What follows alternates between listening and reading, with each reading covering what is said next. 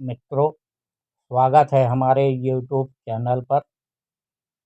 कभी कभी और कहीं भी जब बात सच की आती है तो हम सभी एक ही सच्चे महापुरुष का उदाहरण देते हैं और वो है सत्यवादी राजा हरिश्चंद्र।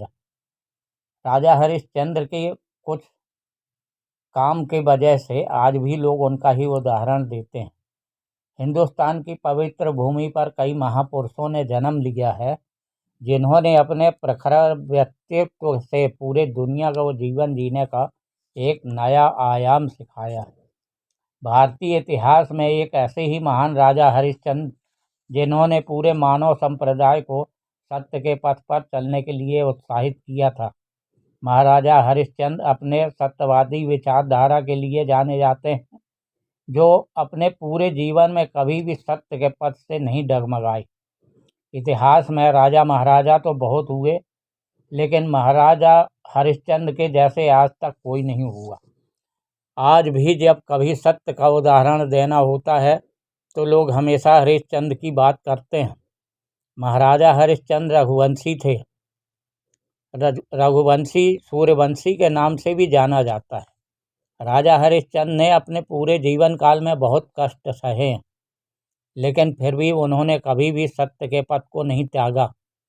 उन्हें विशेषकर हिंदू धर्म में कभी मान्यता दी जाती है, जिससे वे हकदार भी हैं। हिंदू धर्म के कुछ विशेष ग्रंथों में भी महाराजा हरिश्चंद्र का उल्लेख मिलता। सत्यमूर्ति राजा हरिश्चंद्र हमेशा धर्म का पालन करते थे। वे बहुत शक्तिशाली और दयावान सम्राट थे। अपनी प्रजा के साथ हमेशा एक पिता की भांति न्याय करते थे। लगभग 6000 ईसा पूर्व में हिंदू पंचांग के पौष माह शुक्ल पक्ष की पूर्णिमा के दिन राजा हरिश्चंद्र का जन्म अयोध्या में सूर्यवंशी राजघराने में हुआ था। उनके पिता रघुवंशी राजा सत्यव्रत थे। बचपन से ही हरिश्चंद्र बड़े ही पराक्रमी थे। माता पिता के उत्कृष्ट संस्कारों के परिणाम स्वरूप बालक हरिश्चंद्र में भी दया दान की भावना विकसित हो गई थी। जब राजा हरिश्चंद्र ने राजपाट संभाला तो उन्होंने राजसूय यज्ञ करके चारों दिशाओं में अपना परचम लहराया था। यह वह समय था जब अखंड भारत में ऐसा कोई राजा नहीं बचा था जो उनकी बराबरी कर सके। राजा हरिश्चंद्र का विवाह राजकुमारी तारामती से हुआ था। विवाह के पश्चात तारामती और राजा हरिश्चंद्र को बहुत लंबे समय तक संतान की प्राप्ति नहीं हुई थी। राजा अपने गुरुकुल महर्षि वशिष्ठ के पास संतान प्राप्ति का आशीर्वाद लेने गए थे, जहां महर्षि वशिष्ठ ने उन्हें संतान प्राप्ति का एक उपाय बताया। महाराजा हरिश्चंद्र ने अपने गुरुकुल के आदेशानुसार जलदेव वरुण जी का आराधना प्रारंभ कर दी थी। राजा के कर्म निष्ठा से प्रसन्न होकर भगवान वरुण ने उन्हें संतान प्राप्ति का आशीर्वाद दिया था। राजा हरिश्चंद्र और उनकी पत्नी तारामती को पुत्र प्राप्ति हुई, जिसका नाम रोहितास रखा गया था। ऐसा कहा जाता है कि एक बार स्वर्णलोक में सभी देवताओं और ऋषियों के बीच यह विचार विमर्श किया जा रहा था कि मृत्यु लोक से किस प्राणी को स्वर्गलोक में स्थान दिया जाए। देवताओं के राजा इंद्र की राजसभा में महर्षि विश्वामित्र तथा महर्षि वशिष्ठ जैसे कई तेजस्वी महान आत्माएं उपस्थित थे। महर्षि वशिष्ठ ने धरती से महाराजा हरिश्चंद्र को स्वर्ग के पात्रता के लिए अपना मत रखा, लेकिन महर्षि विश्वामित्र ने इसे स्वीकार नहीं किया। नतीजा यह निकला कि यदि राजा हरिश्चंद्र सच में स्वर्गलोक की पात्रता पाने के लिए सक्षम हैं तो उन्हें परीक्षा देनी होगी। महाराजा हरिश्चंद्र की जीवन कथा बेहद प्रेरणादायी है।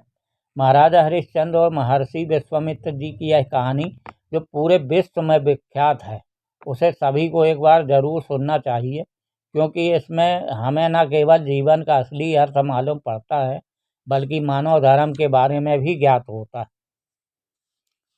कहा जाता है कि हरिश्चंद्र के सपने में गेरुआ वस्त्र धारण किए हुए एक साधु आए और जिन्होंने सम्राट से उनका पूरा राजपाट दक्षिणा में मांग लिया।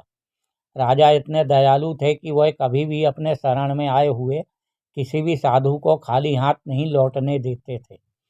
इसलिए राजा हरिश्चंद्र ने अपना पूरा राज्य उन साधु के नाम कर दिया। अगले दिन जब सवेरा हुआ तो राजा के दरबार में एक साधु ने दर्शन दिया। महाराजा हरिश्चंद्र को उस साधु ने अपना सपना याद करवाया, जिससे उन्होंने अपना सारा राजपाट साधु के नाम कर दिया था। जैसे ही हरिश्चंद्र को अपना सपना स्मरण हुआ तो उन्होंने बिना देरी किए उन्होंने हामी भरी और अपना विशाल राज्य उन साधु के नाम कर दिया।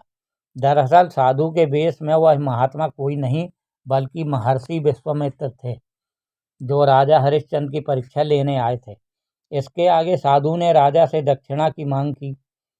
हरिश्चंद्र जी ने अपने सिपाहियों को शाही खजाने से भेंट लाने के लिए कहा, लेकिन साधु ने उन्हें स्मरण कराया कि राजा ने तो पहले ही सब कुछ साधु के नाम कर दिया, तो वह राजकोष में से खजाना भला उन्हें दक्षिणा के रूप में कैसे दे सकते हैं। राजा हरिश्चंद्र बड़े दुविधा में पड़ चुके थे। उसी बीच साधु ने क्रोध में आकर उनसे कहा कि यदि आप मुझे दक्षिणा नहीं दे सकते तो आप मेरा अपमान कर रहे हैं। राजा ने साधु को आश्वासन देते हुए कहा कि हे देव आत्मा, मैं आपको दक्षिणा जरूर दूंगा, बस मुझे कुछ समय दीजिए। इसके बाद महाराज अपने पत्नी और पुत्र के साथ राज्य को छोड़कर पावन नगरी काशी में चले गए। यहाँ उन्होंने स्वयं को बेचना चाहा, लेकिन कोई भी उन्हें खरीदने को तैयार नहीं हुआ। थोड़े परिश्रम के बाद राजा हरिश्चंद्र ने अपनी पत्नी और पुत्र को एक ब्राह्मण दंपति के यहाँ बेच दिया, जहाँ रानी तारामती एक सेविका के रूप में काम करने लगी। राजा ने स्वयं को शमशान में रहने वाले एक चंडाल को बेचा, जो अंतिम संस्कार किया करता था। चंडाल ने महाराजा हरिश्चंद्र को खरीद लिया और एक सेवक बनकर रख लिया। महाराजा ने कैसे भी स्वयं तथा अपनी पत्नी और पुत्र को नीलाम करके दक्षिणा इकट्ठा किया और जिससे उन्होंने साधु को दक्षिणा चुकाया। सब कुछ चल रहा था, लेकिन एक दिन जब रोहिदास वन में भगवान की पूजा के लिए पुष्प इकट्ठा कर रहे थे, उसी समय एक सांप ने डस लिया, जिसके बाद वह मूर्छित हो गया। तारामती अपने मूर्छित पुत्र को लेकर चारों ओर मदद की गुहार लगा रही थी, लेकिन तब तक रोहिदास की मृत्यु हो चुकी थी। तारामती अपने पुत्र के मृत शरीर के अंतिम संस्कार के लिए शमशान पहुंची तो वहां उनकी मुलाकात अपने पति राजा हरिश्चंद्र से हुई। तारामती ने पुत्र की मृत्यु की बात बताई और बताया उनके पास यहाँ कर चुकाने के लिए कुछ भी नहीं है, लेकिन फिर भी राजा हरिश्चंद्र ने अपने मालिक के प्रति वफादार रहे और बिना शमशान का चुकाए कर खुद के पुत्र का अंतिम संस्कार करने से इनकार कर दिया। बेबस होकर तारामती ने साड़ी का आंचल फाड़कर शमशान कर चुकाने का नियम निश्चय किया। जैसे ही रानी तारामती ने अपना आंचल फाड़ने की चेष्टा की, उसी क्षण आकाश से मेघ गर्जना हुई और एक आकाशवाणी हुई। उस आकाशवाणी से महर्षि विश्वामित्र ने महाराजा हरिश्चंद्र को आशीर्वाद दिया और साथ ही उनके पुत्र रोहिदास को भी जीवित कर दिया तथा साथ ही उनका पूरा राजपाट ज्यों का त्यों वापस लौटा दिया। उसी क्षण शमशान में ही देवताओं ने राजा हरिश्चंद्र और रानी तारामती पर पुष्प वर्षा किया। इस प्रकार महाराजा हरिश्चंद्र ने अपने परिवार सहित स्वयं को बेचकर सत्य का पालन किया। महाराजा हरिश्चंद्र को सत्य मूर्ति यूं ही नहीं कहा जाता, उनका नाम भी पूरे विश्व में बड़े आदर और सत्कार के साथ लिया जाता है।